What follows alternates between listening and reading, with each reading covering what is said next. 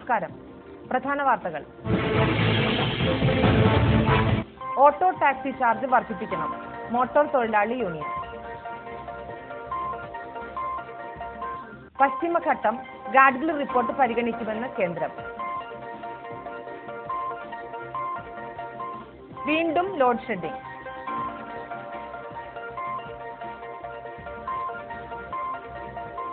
DYFI Perinthalmanna KSEB ഓഫീസിലേക്ക് March നടത്തി.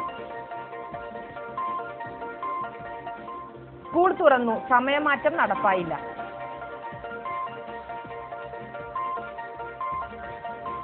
കരാറുകാർ tender ബഹിഷ്കരണത്തിൽ, മരാമത്ത് ജോലികൾ സ്തംഭനത്തിലേക്ക്.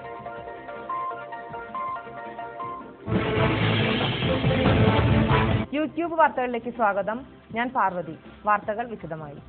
ഇടയ്ക്കിടെ വർദ്ധിപ്പിക്കുന്ന പെട്രോൾ ഡീസൽ നിരക്കുകൾക്കനുസരിച്ച് ഓട്ടോ ടാക്സി ചാർജുകൾ വർദ്ധിപ്പിക്കാത്തതിൽ പ്രതിഷേധിച്ചും ക്ഷേമനിധി കാര്യക്ഷമമാക്കണമെന്നാവശ്യപ്പെട്ടും മോട്ടോർ തൊഴിലാളി യൂണിയൻ വൻ പ്രക്ഷോഭത്തിലേക്ക്.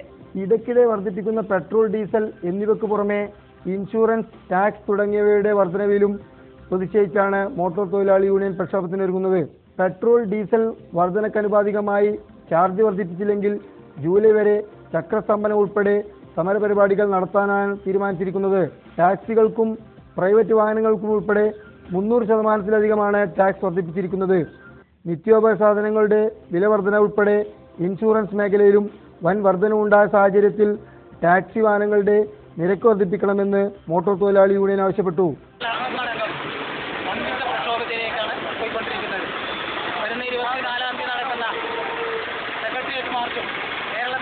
മുഴുവൻ ഓഫീസുകളും ജോയിന്റ് ഓഫീസുകളിലേക്കുള്ള മാർച്ചും നടക്കുകയാണ്. അതിന്റെ വാഹന പ്രചരണ ജാഥയും 17-ാം തീയതി 16-ാം തീയതി വഴിക്കടവിൽ നിന്ന് ഉദ്ഘാടനം ചെയ്ത് 19-ാം തീയതി സമാപിക്കുന്ന രീതിയിലാണ്. അതിനുശേഷം ജൂലൈ 2-ന് 1-2 തീയതികളിൽ ചക്രസ്തംഭന സമരം ആണ് കേരളത്തിൽ തീരുമാനിച്ചിട്ടുള്ളത്. വർധനവ് അടിക്കടി ഇങ്ങനെ കൂടിക്കൊണ്ടിരിക്കുകയാണ്. പിന്നെ സാധനങ്ങളുടെ വില ഈ മേഖലയിൽ തൊഴിലെടുത്തിട്ട് ഞങ്ങൾക്ക് ജീവിക്കാൻ പറ്റാത്തൊരു അവസ്ഥയാണ് ഇപ്പോൾ ഉള്ളത്. കാരണം പിന്നെ മോട്ടോർ മേഖലയിൽ സ്പെയർ പാർട്സിന് എണ്ണയ്ക്ക് അടിക്കടി കൂടിക്കൊണ്ടിരിക്കുകയാണ്.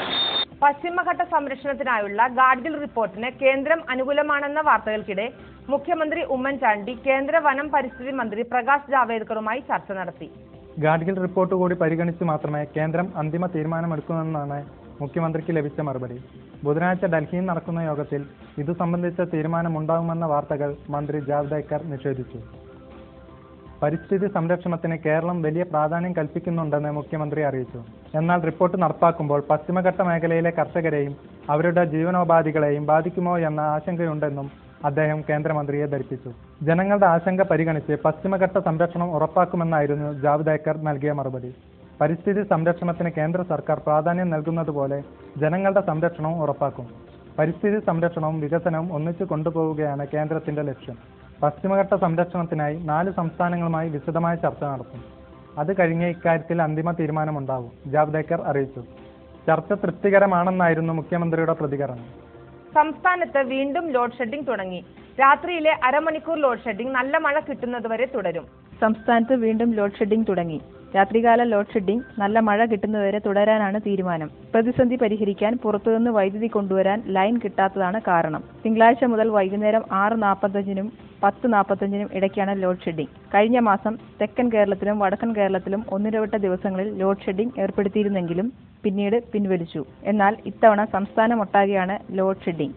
ദിവസവും 500-600 വോൾട്ടിന്റെ കുറവാണ് ഇപ്പോഴുള്ളത്. രാമമുണ്ടം കായംകുളം നിലയത്തിലെ തകരാർ, ശബരിഗിരി പദ്ധതിയിലെ അറ്റകുറ്റപ്പണി, വർദ്ധിച്ചുവരുന്ന വൈദ്യുതി ഉപയോഗം എന്നിവയാണ് ഇപ്പോഴുള്ള പ്രതിസന്ധിക്ക് കാരണം. ഇത് പരിഹരിക്കാൻ കായംകുളം താപനിലയം പൂർണ്ണ തോതിൽ പ്രവർത്തിക്കുന്നുണ്ട്. യൂണിറ്റിന് 13 രൂപ വിലയുള്ള വൈദ്യുതി വിതരണം ചെയ്യുന്നതിലൂടെ ബോർഡിന് ദിവസേന 10 കോടിയോളമാണ് അധിക ബാധ്യത. ജലവൈദ്യുതിയുടെ ഉൽപാദനം കൂട്ടാൻ അണക്കെട്ടുകളിൽ അധിക വെള്ളവുമില്ല. 1450 മെഗാവാട്ട് വൈദ്യുതി കൊണ്ടുവരാനുള്ള കരാറുണ്ടെങ്കിലും വെറും 188 മെഗാവാട്ട് കൊണ്ടുവരാനുള്ള ലൈൻ മാത്രമാണ് ഈ മാസത്തേക്ക് കേരളത്തിന് അനുവദിച്ചത്. വൈദ്യുതി എത്തിക്കാനുള്ള എല്ലാ ശ്രമങ്ങളും പരാജയപ്പെട്ടതുകൊണ്ടാണ് ലോഡ് ഷെഡിംഗ് ഏർപ്പെടുത്തേണ്ടി വന്നത്. കേരളത്തിന് ലൈൻ അനുവദിക്കാത്തത് സംബന്ധിച്ച് സെൻട്രൽ സെൻട്രൽ ട്രാൻസ്മിഷൻ യൂട്ടിലിറ്റിക്കെതിരെ കേന്ദ്ര വൈദ്യുത റെഗുലേറ്ററി കമ്മീഷന് പരാതി നൽകിയെങ്കിലും കമ്മീഷൻ ഇതുവരെ പരിഗണിച്ചിട്ടില്ല. പരാതി ഉടൻ തീർപ്പാക്കണമെന്നാവശ്യപ്പെട്ട് ബോർഡ് ഹൈക്കോടതിയെ സമീപിക്കുമെന്ന് ചെയർമാൻ എം ശിവശങ്കരൻ പറഞ്ഞു. ഉപഭോഗം കൂടുന്നത് കാരണം ഗ്രിഡിൽ നിന്ന് ചില നേരം കൂടുതൽ വൈദ്യുതി എടുക്കേണ്ടി വരുന്നു. ഇങ്ങനെ അധികമെടുക്കുന്നത് ക്രമീകരിക്കാൻ ചില സമയങ്ങളിൽ ലൈൻ ഓഫ് ചെയ്യേണ്ടി വരുന്നു. ഇതാണ് അപ്രഖ്യാപിത ലോഡ് ഷെഡിങ്ങിന് കാരണം. തുടർച്ചയായി മഴ പെയ്തിട്ടും ലോഡ് ഷെഡിംഗ് തുടരാൻ തീരുമാനിച്ച കേരള സർക്കാർ നടപടിയിൽ പ്രതിഷേധിച്ച് ഡിവൈഎഫ്ഐ പെരിന്തൽമണ്ണ ബ്ലോക്ക് കമ്മിറ്റിയുടെ ആഭിമുഖ്യത്തിൽ KSEB ഓഫീസിലേക്ക് മാർച്ച് നടത്തി. പെരിന്തൽമണ്ണ പട്ടാമ്പി റോഡിൽ നിന്നും ആരംഭിച്ച മാർച്ചിൽ തെരഞ്ഞെടുത്ത ഡിവൈഎഫ്ഐ പ്രവർത്തകരാണ് പങ്കെടുത്തത്. മാർച്ച് KSEB ഓഫീസിന് മുന്നിൽ പോലീസ് തടഞ്ഞു.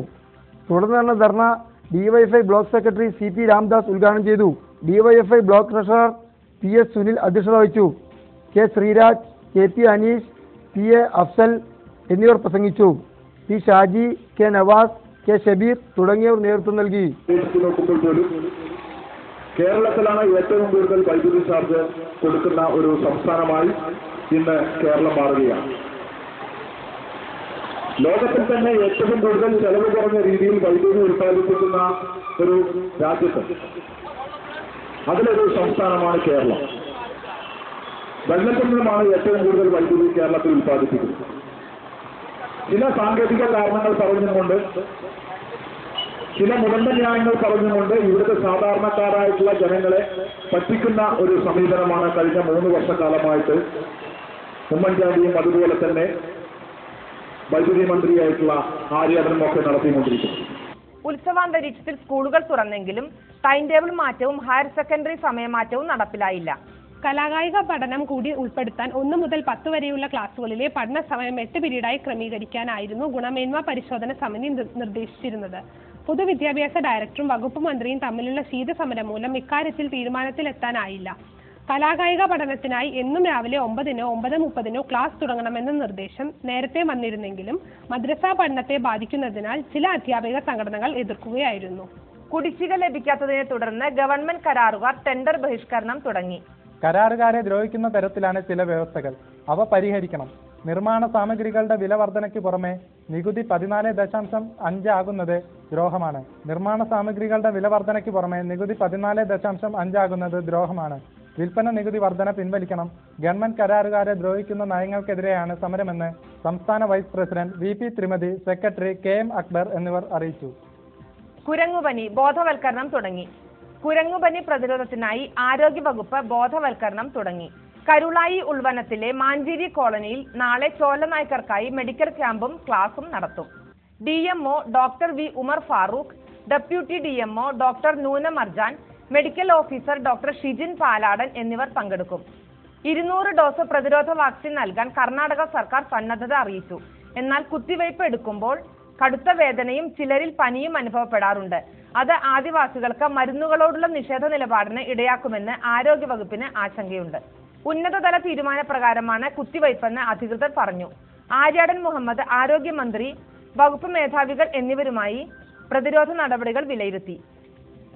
കാലിക്കറ്റ് യൂണിവേഴ്സിറ്റി ഡീലിറ്റ് പുരസ്കാരം നൽകാൻ ഗവർണറുടെ അനുമതി. ക്രിക്കറ്റ് ഇതിഹാസം സച്ചിൻ ടെണ്ടുൽക്കർ, നടൻ Mohanlal, metroman E Sreedharan, Sharjah sheikh, Sultan bin Ahmed Al Qasimi എന്നിവരെ ഓണററി ഡീലിറ്റ് ബിരുദം നൽകി ആദരിക്കാൻ കാലിക്കറ്റ് സർവകലാശാലയ്ക്ക് ചാൻസലർ കൂടിയായ ഗവർണർ ഷീല ദീക്ഷിതിന്റെ അനുമതി. 2 മാസത്തിനകം സെനറ്റിന്റെ പ്രത്യേക സമ്മേളനം വിളിച്ചുകൂട്ടി ഡീലിറ്റ് ബിരുദദാനം നടത്താനാണ് ഉദ്ദേശിക്കുന്നതെന്ന് vice chancellor doctor M Abdul Salam അറിയിച്ചു. IMAയുടെ ആഭിമുഖ്യത്തിൽ പെരിന്തൽമണ്ണ പ്രസിഡൻസി ക്ലബ്ബും മാനത്തുമംഗലം യാസ് ക്ലബ്ബും സംയുക്തമായി മഴക്കാല രോഗങ്ങളെക്കുറിച്ചുള്ള ബോധവൽക്കരണ ക്ലാസ് മാനത്തുമംഗലത്ത് സംഘടിപ്പിച്ചു. ഉദ്ഘാടനം മുനിസിപ്പൽ കൗൺസിലർ താമരത്ത് ഉസ്മാൻ നിർവഹിച്ചു. Presidency club president doctor V Venugopal, secretary Nalakath Basheer, Saithalikutty master എന്നിവർ സംസാരിച്ചു. പെരിന്തൽമണ്ണ ഗവൺമെന്റ് ഹോസ്പിറ്റലിലെ ഫിസിഷ്യൻ ഡോക്ടർ ഷാജി ക്ലാസ് എടുത്തു. പെരിന്തൽമണ്ണ സ്പെഷ്യൽ. ചുളിവുകൾ നിവർത്തിയ ജീവിതത്തിന് 27 വയസ്സ്. പെരിന്തൽമണ്ണ ഹൈസ്കൂൾ റോഡിൽ ഉമ്മറിക്ക വസ്ത്രങ്ങളിലെ ചുളിവ് നിവർത്താൻ തുടങ്ങിയിട്ട് 1/4 നൂറ്റാണ്ട് പിന്നിടുന്നു.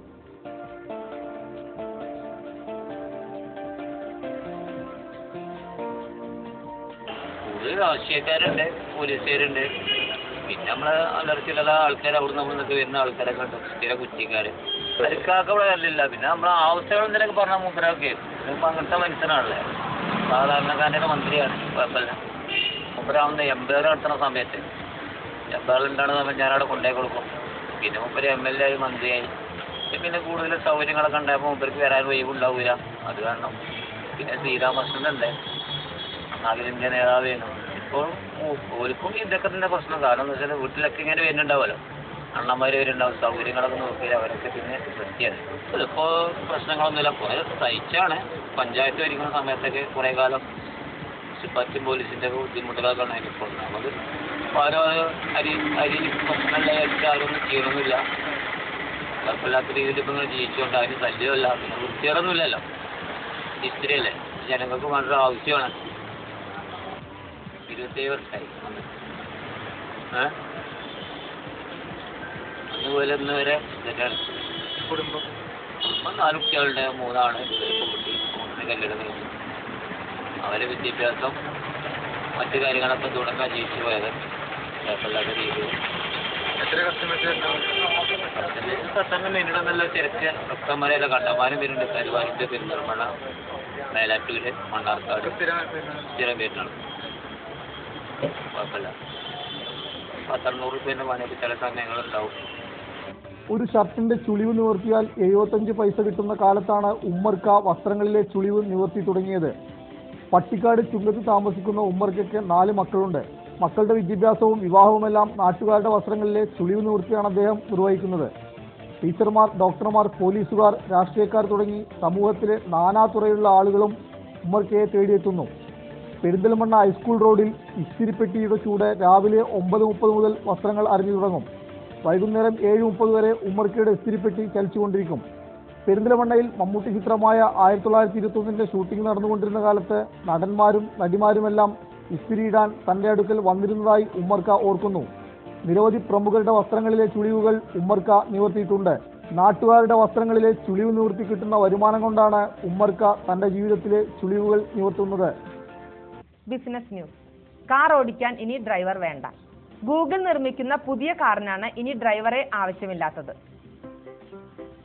ഈ ഡ്രൈവറില്ലാ കാറിൽ നിന്ന് പൂർണ്ണമായും സ്റ്റിയറിംഗ്, ആക്സിലേറ്റർ, ബ്രേക്ക് പെഡലുകൾ എന്നിവ ഒഴിവാക്കിയിരിക്കുന്നു. സീറ്റ് ബെൽറ്റ് ഇട്ടിരുന്നാൽ മാത്രം മതി. ഈ ഡ്രൈവറില്ലാ കാർ മുന്നിലേക്ക് പായും. ലേസർ സെൻസറുകളും റഡാറുകളുമാണ് ഈ കാറിലെ ഡ്രൈവറുടെ ജോലികൾ ചെയ്യുന്നത്. പൂർണ്ണമായും വൈദ്യുതിയിൽ ഓടുന്ന ഈ കാറിന് മണിക്കൂറിൽ 40 കിലോമീറ്റർ വേഗതയിൽ സഞ്ചരിക്കാനാകും. 2 പേർക്ക് മാത്രമേ ഈ കാറിൽ സഞ്ചരിക്കാനാകുകയുള്ളൂ. 2009 മുതലുള്ള ഗൂഗിളിന്റെ പരിശ്രമ ഫലമായാണ് ഈ ഡ്രൈവറില്ലാ കാർ നിരത്തിലിറക്കാൻ കഴിഞ്ഞത്. 200-ൽ പരം ഡ്രൈവറില്ലാ കാറുകൾ ഉടൻ വിപണിയിൽ എത്തിക്കാനാണ് ഗൂഗിളിന്റെ പദ്ധതി. 2 വർഷത്തിനുള്ളിൽ ഡ്രൈവറില്ലാ കാറിനെ ലോകമെമ്പാടുമുള്ള നിരത്തിലിറക്കാനുള്ള പദ്ധതിയിലാണ് ഗൂഗിൾ. കാറിന്റെ മുൻഭാഗത്തുള്ള 2 അടി നീളമുള്ള വിൻഡ്ഷീൽഡ് ഗ്ലാസിന് പകരം പ്ലാസ്റ്റിക് കൊണ്ടാണ് നിർമ്മിച്ചിരിക്കുന്നത്. കാലിഫോർണിയയും നെവഡയും അടക്കമുള്ള അമേരിക്കൻ സംസ്ഥാനങ്ങളിൽ ഗൂഗിളിന്റെ ഈ ഡ്രൈവറില്ലാ കാറിന്റെ ടെസ്റ്റിംഗിന് അനുമതി നൽകി കഴിഞ്ഞു. പ്രധാന വാർത്തകൾ ഒരിക്കൽ കൂടി. ഓട്ടോ ടാക്സി ചാർജ് വർദ്ധിപ്പിക്കണം, മോട്ടോർ തൊഴിലാളി യൂണിയൻ. പശ്ചിമഘട്ടം ഗാഡ്ഗിൽ റിപ്പോർട്ട് പരിഗണിക്കുമെന്ന് കേന്ദ്രം. വീണ്ടും ലോഡ് ഷെഡിംഗ്.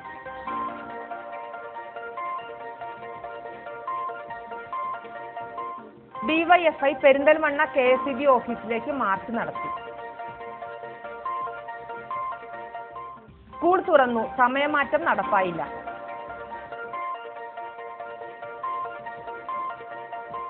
കരാറുകാർ ടെൻഡർ ബഹിഷ്കരണത്തിൽ, മരാമത്ത് ജോലികൾ സ്തംഭനത്തിലേക്ക്.